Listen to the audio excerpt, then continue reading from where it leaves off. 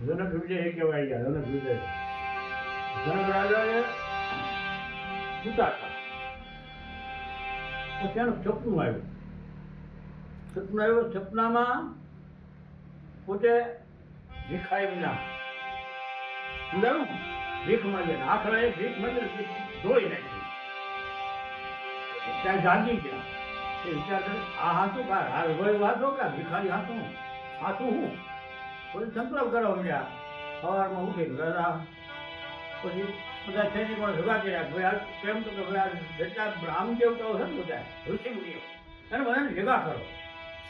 કેમ તો મારે પ્રશ્ન પૂછો, મારા પ્રશ્નો જે જવાબ આપે એને મોઢે માગ્યું ઇનામ આપો.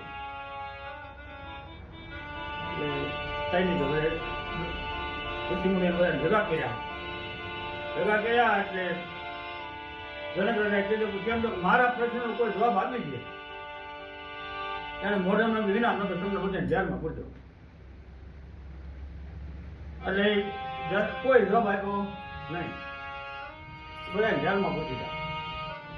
સમય વીતતા અષ્ટવંકી ઋષિ કાશી ભણી અને ઘેરી આવ્યા. એટલે એની માતાને પૂછ્યું મારા પપ્પા તો તારા પપ્પા રાત બધા 18 અનેક ઋષિ મુનિને ધ્યાનમાં પૂર્યા છે, એનો જવાબ કોઈ આપી ગયા નથી.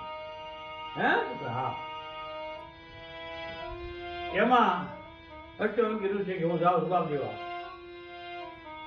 આયા રાજાને સવારી રથકન ઢૂંઢવાની, સવારી કાઢવાની, હાથીમાં સવારી. રાજા સવારી નીકળ્યા. આ ડેલે આવ્યો તેની ધક્કો મેં કાઢી મૂક્યો, રોડમાં નાખ્યો. હાથીની સવારી નીકળે એટલે ધક્કો મારી કાઢી નાખ્યો. રાજા ભેગા ગયા, ગાંધી ઉયા ગયા. જરા શેરપા આવે ને રાજપા એને કીધું ભાઈ તમે રાજાને કોઈ ઋષિમુનિ મળવા માંગે ગયા તો કોઈ 18 વાકડા છે તમને મળવા માંગે. હા આવવા જો. રાજા તમારો જવાબ હું દઉં, તમારો જવાબ મારે આપી દેવાનો, પણ હું કામ તમારે કરવું પડે તો બોલો. તો તમારા સિંહાસન કરતા મારો સિંહાસન ઊંચું બનાવો. સમજાયું? એ સિંહાસન માં હું બેહો એટલે તમારે તમારો જવાબ આપવો. એટલે 18,000 ઋષિમુનિ પેલા પૂજા કરવાના, બધા મારી સામે લાવવાના, ગાયવાના.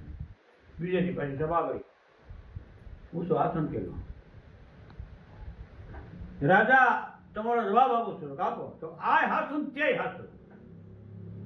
તો રાજા રાજ ધન વૈભવ તમારી ગાદી કદાચ ઊંચો, રાજ ધન વૈભવ સારું, તમારું સપને પણ હાથ